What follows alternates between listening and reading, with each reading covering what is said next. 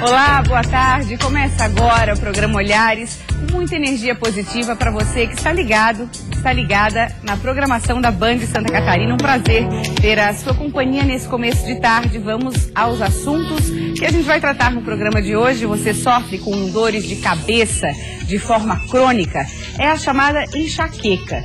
De acordo com dados da Organização Mundial de Saúde, essa doença atinge 15% da população mundial. Aproximadamente, então, gente, 25 milhões de brasileiros. Para quem não quer tomar remédio com frequência, uma das alternativas é a acupuntura, que vamos mostrar hoje para você. Vamos tirar um monte de dúvida aí em relação ao tema. Vamos falar também de economia. O endividamento cai em Santa Catarina, mas o cartão de crédito continua sendo a principal fonte de dívidas. Um especialista vai nos dar dicas sobre como não transformar o cartão de crédito em vilão no nosso orçamento. E hoje sim nós vamos mostrar uma reportagem sobre o aumento de casos de sífilis, principalmente entre as gestantes no Brasil e em Santa Catarina. É o assunto que a gente começa o programa conversando com o médico convidado, Dr. Eduardo Campos. Seja bem-vindo, tudo bem? Tudo bem, muito obrigado pelo convite, é um prazer estar aqui. Quando a gente fala em sífilis, a gente está falando de uma doença sexualmente transmissível. Gostaria Exato. que o senhor falasse, só existe, a única forma de contaminação é através do ato sexual? É a principal forma, não é a única, mas sem dúvida é a mais eficiente, é a mais eficaz, a forma de transmissão por via sexual. A partir da presença de lesões de sífilis, um indivíduo pode passar para outra pessoa pelo contato direto. Eventual transmissão por via de transfusão de sangue ou de órgãos e também em acidentes ocupacionais. A partir da transmissão sexual, que é a principal, nós temos uma outra que é de importância capital, que é a transmissão vertical, que é da mãe que adquiriu a sífilis para o bebê durante a gravidez. Isso é que a gente quis até trazer esse assunto para fazer um alerta principalmente para as gestantes, e a gente tem uma reportagem a respeito disso que eu quero chamar, que depois a gente vai conversar mais a respeito. Vamos assistir. Nos últimos 5 anos, os casos de sífilis congênita, transmitida de mãe para filho na gestação, aumentaram de 76 para 475 infectados. Em Lages, por exemplo, no ano passado, das 75 gestantes contaminadas, 22 tiveram bebês com a bactéria. Já nos primeiros meses deste ano, mais casos foram detectados. A gente já teve em torno de 15 casos positivos, já somente de janeiro até fevereiro. Isso preocupa um pouco, Márcia? Preocupa porque a gente sabe que a única maneira da gente estar se prevenindo contra a sífilis, né, é o uso do preservativo. Isso a gente também vem fazendo grande distribuição em escala nas unidades de saúde, né, o uso do preservativo e infelizmente os números vêm aumentando cada vez mais. As mulheres grávidas precisam de maior atenção no diagnóstico e tratamento da sífilis, uma doença infecciosa que, se não for tratada, pode provocar a má formação do feto e até mesmo o aborto. Complicações que podem ser evitadas durante o pré-natal. A sífilis identificada no início do pré-natal, dá tempo sim, o antibiótico que é a penicilina pode ser usado durante a gestação e pode ser tratada essa sífilis durante a gestação, impedindo essa transmissão vertical.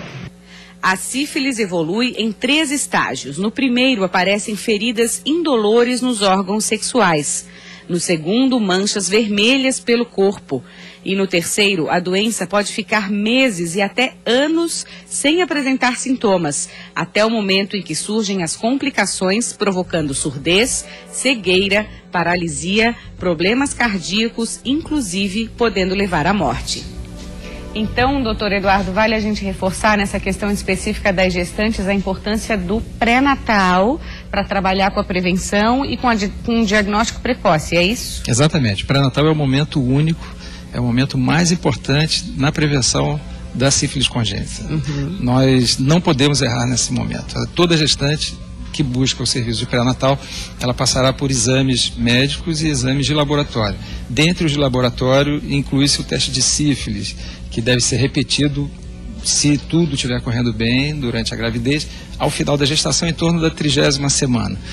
E na hora do parto, ela também repetirá o teste. O complicado, muitas vezes, é a questão da falta de sintomas, né? Muitas vezes? Sim, e boa parte dessas gestantes, talvez 90% delas, com sífilis não apresenta qualquer sinal ou sintoma, ou seja, elas já estão numa fase chamada latente da sífilis e o diagnóstico só pode ser feito por meio de exames. Nossa, que perigo. A gente falou também na reportagem a importância do uso de preservativo. Sim. É a melhor forma de prevenção, a gente pode colocar assim? Não há dúvidas. O preservativo é o nosso principal elemento protetor.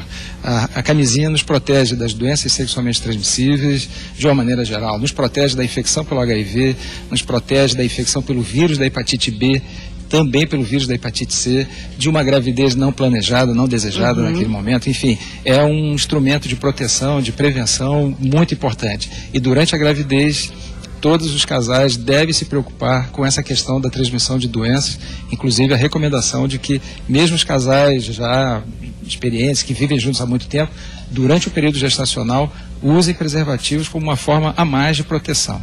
Proteção para o homem, para a mulher e para o bebê principalmente, exatamente, né? Exatamente. Mas na questão da relação sexual, o sexo oral, a sífilis pode ser transmitida através do sexo oral, então? Sim, todas as formas de sexo podem ser servir de via de transmissão. Sexo oral, masturbação, sexo com penetração, tanto pênis-vagina quanto pênis-ânus, boca-vagina, boca-ânus, não importa. O contato de pele e mucosas com uma área onde tem lesão de sífilis pode ser facilmente uma via de transmissão. Essa lesão está sempre aparente ou ela pode não aparecer? Não, ela pode não aparecer. Como eu falei ainda há pouco, a maior parte da evolução da sífilis no indivíduo passa assintomático. Talvez mais de 10 anos o indivíduo possa ter a doença e não ter qualquer sintoma, mas nas fases mais recentes da doença, sim. Ele apresenta ferida, ele apresenta uma lesão genital que é chamada de cancro duro, lesões de pele, ínguas, febre, dor de cabeça, uma série de lesões podem indicar ao médico que aquele paciente apresenta sífilis. O tratamento é feito à base de quê? Penicilina, basicamente. É a principal droga, a droga mais eficaz, é a mais barata e é a que nós temos a maior experiência de uso. É a principal droga, ela é fantástica realmente na cura da sífilis. A sífilis é uma doença curável. Desde que diagnosticada a tempo. E tratada de forma adequada. Tá, essa questão da penicilina é muito importante dos postos de saúde terem. Tinha alguma denúncia de que estava faltando no Brasil? Como é que está em Santa Catarina, doutor Eduardo? Houve de fato uma falta, uma baixa produção de matéria-prima mundial. A nível global o problema foi bastante sério. Atualmente o problema já está se resolvendo. Então nós já estamos com um estoque razoavelmente satisfatório para as gestantes.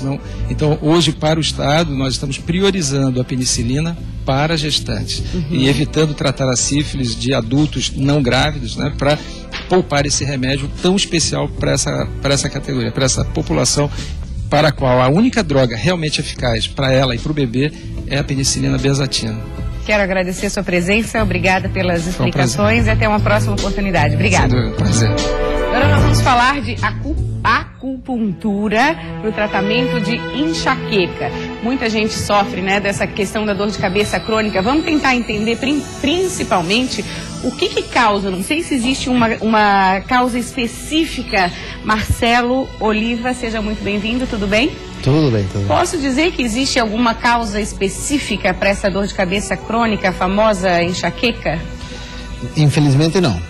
Nós temos uma policausalidade, uma série de situações, tanto internas dentro do organismo, bioquímicas, biofísicas, quanto externas, que envolvem estresse, dia a dia, estilo de vida e demais, que acabam fazendo que uma pessoa possa ter um tipo de sintoma como a dor de cabeça, enxaqueca e demais, que incomoda durante anos.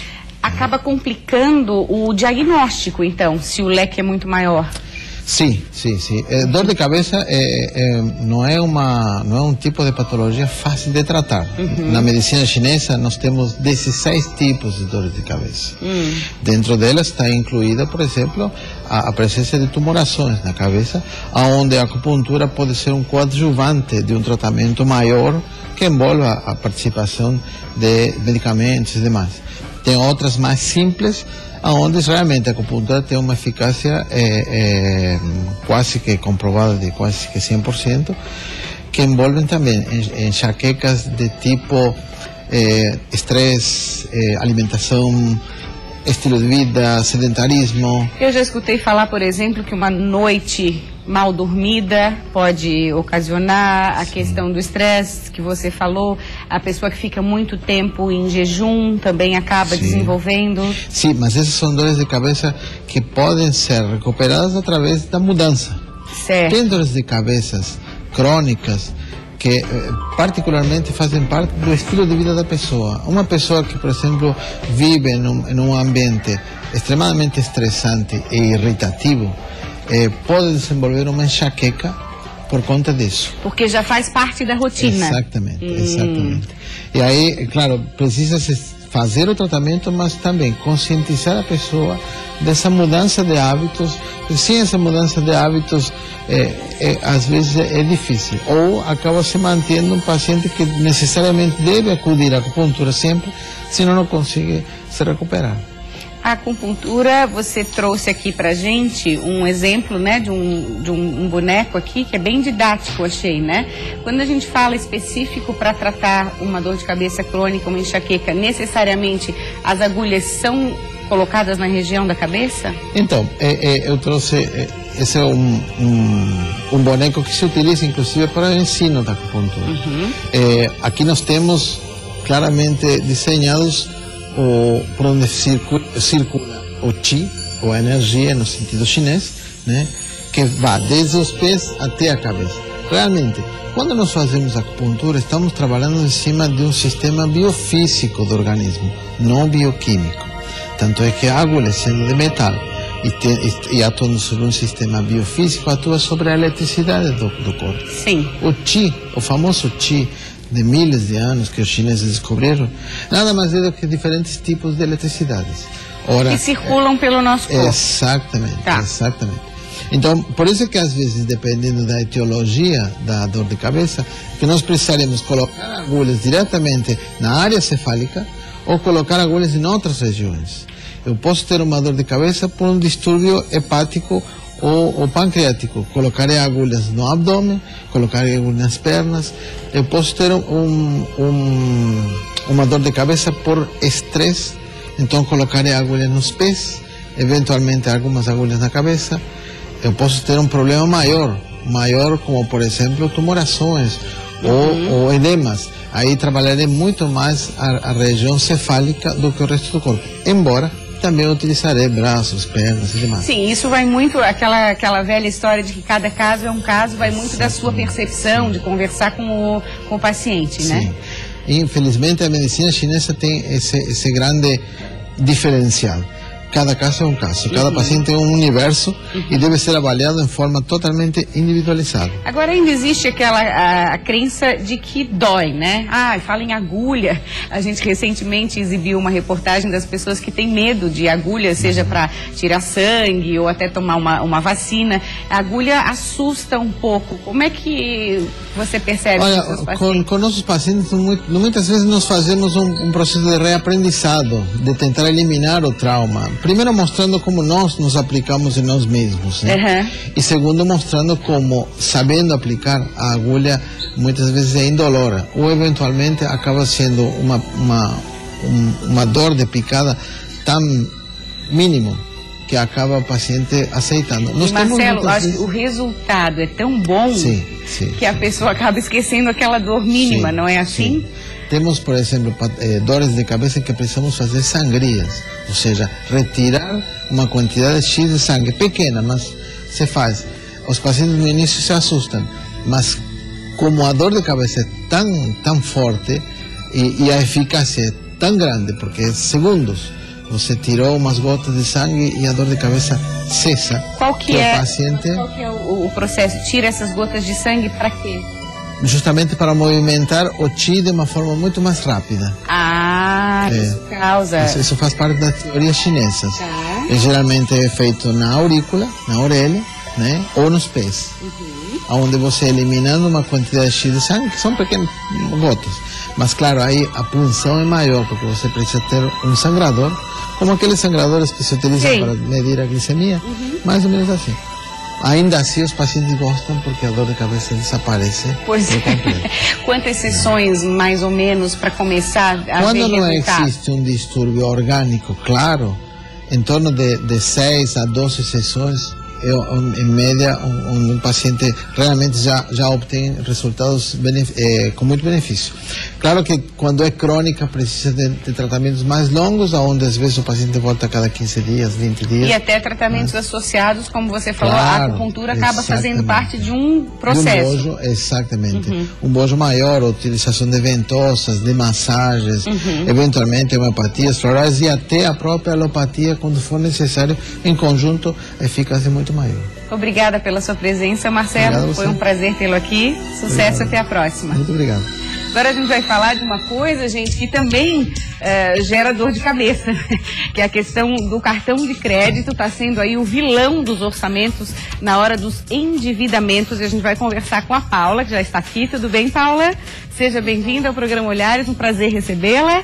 A Paula, gente, é terapeuta financeira. Quem que não quer ter uma terapeuta financeira hoje em dia, né, Paula? Ajuda aí a equilibrar as contas. E a gente pegou uma pesquisa da FEComércio em Santa Catarina que mostrou que o endividamento da população diminuiu um pouco em março, em relação a fevereiro, 1,3%.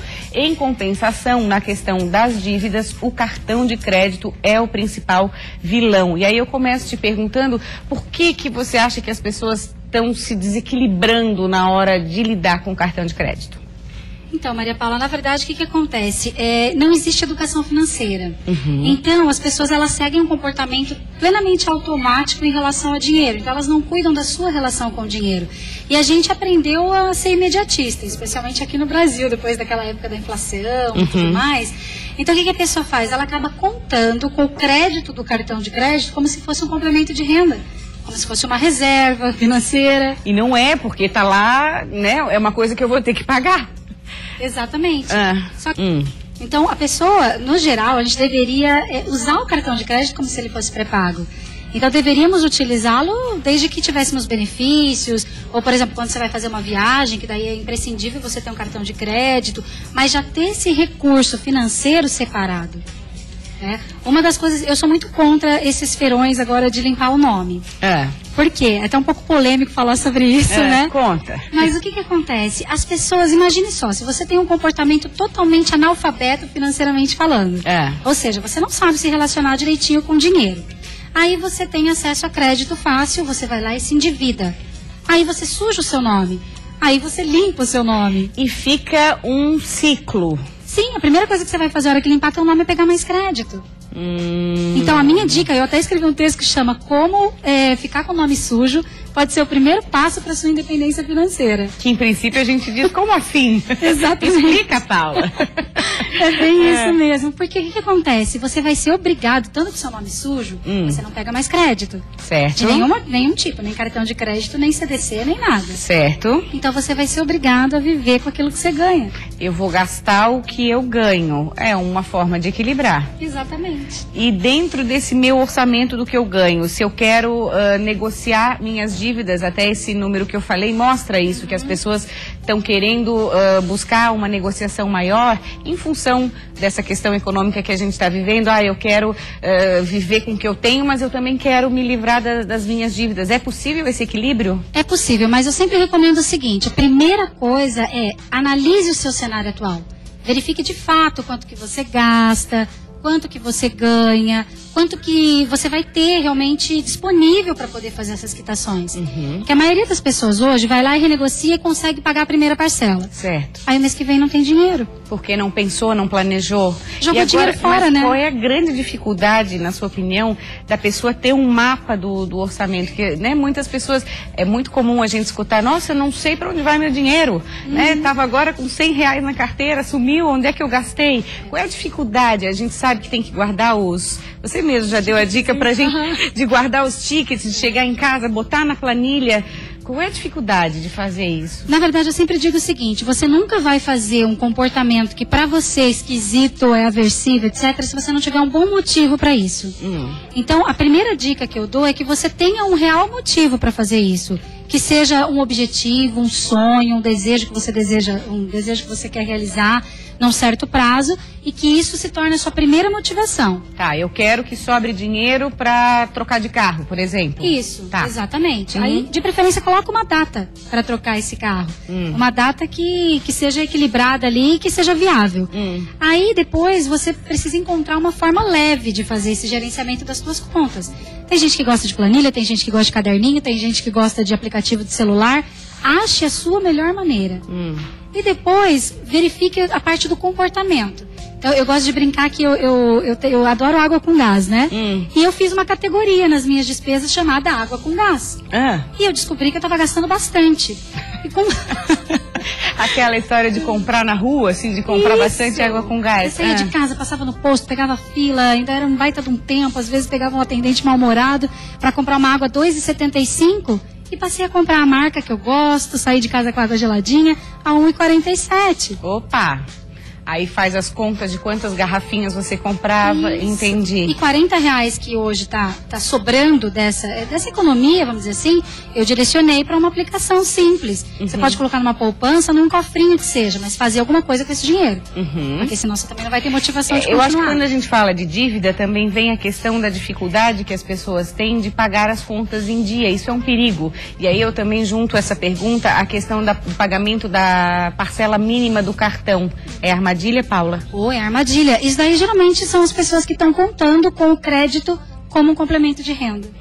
A partir do momento que você olha o teu, vamos dizer assim, o teu limite de cheque especial, o teu limite de cartão de crédito ou qualquer outra coisa que não seja o teu dinheiro como um complemento de renda, você entra nessas armadilhas.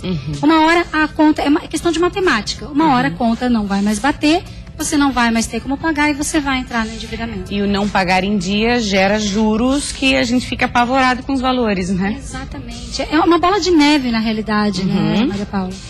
Essa questão do cartão de crédito, como é que então eu devo tratar com ele? Assim, eu devo deixar em casa? Vamos dar dicas práticas para não cair em tentação, porque existe essa questão que você falou, né? Essa ilusão de que existe um crédito como se fosse um complemento, não é? Faz parte do orçamento, aquilo que eu estou gastando. Isso, exatamente. Bom, a primeira coisa é que você determine qual é o valor que você vai gastar de cartão de crédito.